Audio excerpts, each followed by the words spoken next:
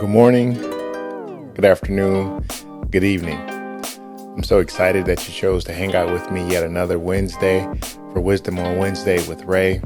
So I thank you for your comments. I thank you for sharing. Thank you for liking the video. And especially I thank you for subscribing. Be sure that you continue to tell your friends and your family about all the things that we're doing on this channel. Our goals that we want to get to 500 subscriptions so we can have more liberty on YouTube. We can actually share our message with a little bit more of the algorithm being a little more favorable to us. So I appreciate all your help. I appreciate all the things that you're doing to help us continue to get our message out on a daily basis, on a weekly basis. So I pray that you continue to work with me, continue to help me, and I appreciate all the things you've been doing thus far to help us grow. So as we continue to dive deep into the message today, something that will help us continue to strive, something that will help us continue to be built up in our community. On this Wisdom on Wednesday, I was praying and I was asking for something that would be not just something that will make you feel good, but something that will help you recognize you're not alone. Wise people, we have to understand that we have to make the best of the current situation we're in. Wise people have to make the best of the current situation you're in. It's easy to daydream about what's next. It's easy to think about things in a better sense, in a better light. But consider this, wise friend. If you're not appreciative of the bumps and the bruises of today, will you really be grateful for the healing that you receive? See, many of us have been scarred by life. Many of us have bruises. Many of us have wounds we can point out on our hands, on our knees, showing our experience. See, everything that went wrong in your life, everything that's currently going wrong in your life, and many things that will go wrong in your life aren't necessarily things that are there to punish you, but they're there to prepare you. There are things that have to happen in our lives in order for us to learn what to do and what not to do. I like to call those things formative. So when we have something that happens in our life that makes us feel like if this hadn't happened, I'd be in a better space, in a better place. But maybe the question isn't, if this hadn't happened to me, where would I have been? Maybe the question is, where would I be if this had not have happened to me? On a positive light, meaning that the rain falls on both the just and the unjust. There are going to be some things, some situations, some untimely deaths that are going to happen in our lives. Some family, some friends are going to walk away from us. Some job situations we thought we would be in forever and things have changed. But now I want you to understand that those things were forming us to show us how and where we could be. There are some things, some people, some places we think if we don't have these people, we won't have an identity. We won't be who we are. But I'm here to argue a point today that you are exactly who you're supposed to be because of the life experiences that you've amassed up to this point. Many things that have happened gave you the prayer life that you have. Many of the heartaches, many of the tears, many of waking up and not going to sleep in the middle of the night gave you wisdom to share with somebody who came behind you and had similar pain. There's a reason that people reach out to you for counsel. There's a reason that people feel comforted when you come around and you speak with them, because they know that you've overcome pain and pain was your teacher. That's a point today, a message. I want you to recognize that pain and problems are teachers. They're not something that just comes along, something that just happens. We have to pay attention to our pain. We have to pay attention to our problems and ask God, how are you going to get glory out of this situation in my life? My heart is broken. I need to know what's next for me. But you have to be grateful for where you are. Just because you're grateful for where you are doesn't mean you have to be happy. You see, I believe in a manner in which that I have joy. So I have something on the inside that makes me excited that I know I'm a child of God, not based on my behavior, not based on my experience, but based on who I know and what I believe about him. You see, so that's joy. But sometimes people chase happiness. And when we chase happiness, we feel like we have to have things happening, meaning that if the current situation in my life isn't making me happy, I have to change something so I can chase happy. There's many people who've been chasing happy all their lives, and they haven't found pure joy because they're looking for something on the external that only joy from the inside can give you what you need to show on the outside.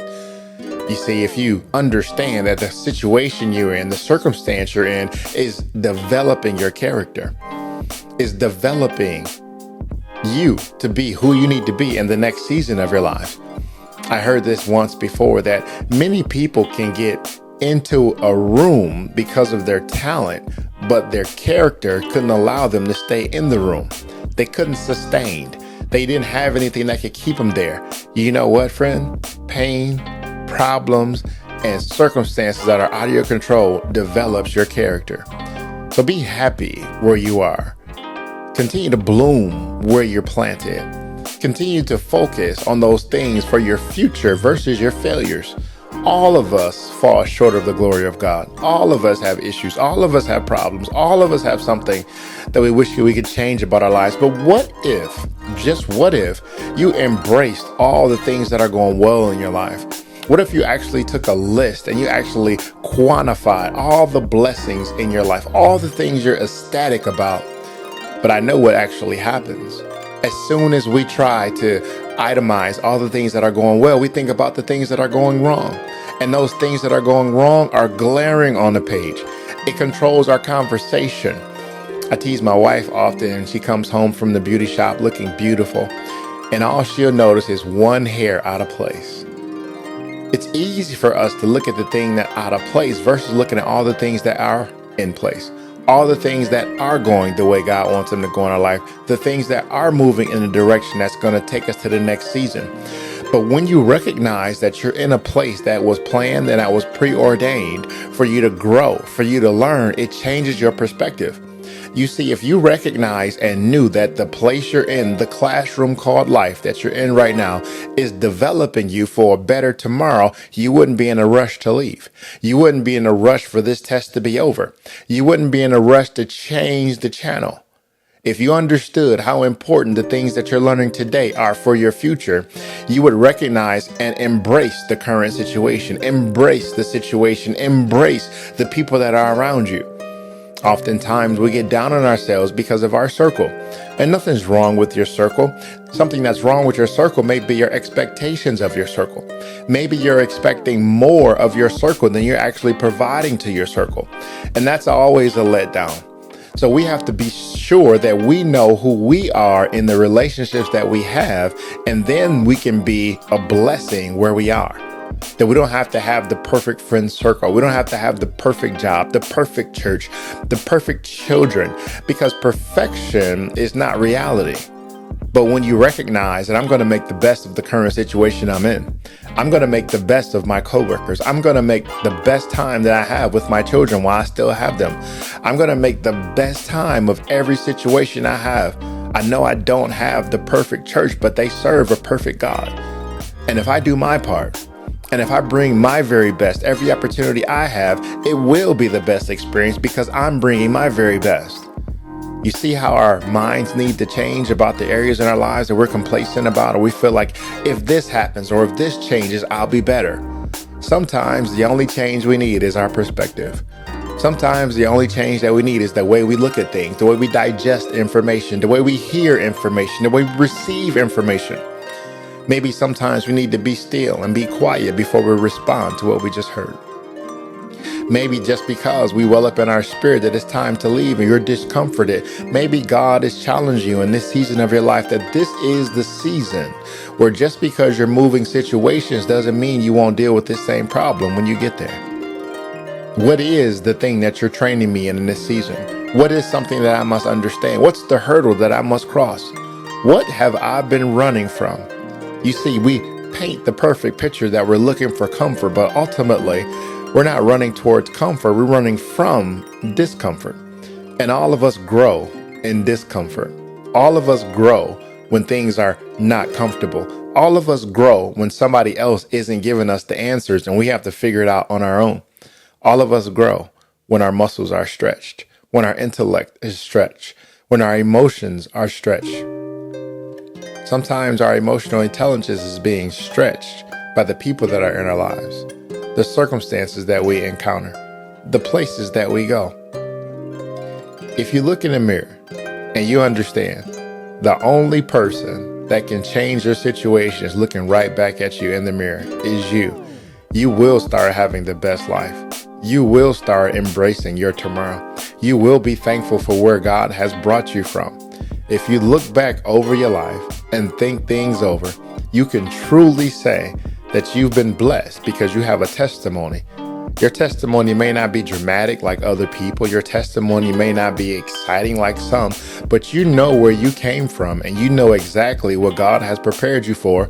Because if you had not have gone through the things that you went through in the past, you could not sustain the things that you're going through today. And those new things that you're going through today, those letdowns, those people lying on you, people not keeping their word, are preparing you for what God has prepared for you tomorrow. So I challenge you, embrace where you are. Continue to thrive, bloom where you're planted. Whatever the circumstance may be, stand up and be your best. That's my word for you today. I pray you have a wonderful day and a blessed week. And remember, the hug of Father, it's Father's Day week. And this is a wonderful time to celebrate those men who've actually showed you where you should go and where you shouldn't go. This is Ray with Wisdom on Wednesday. Have yourself a wonderful day. God bless.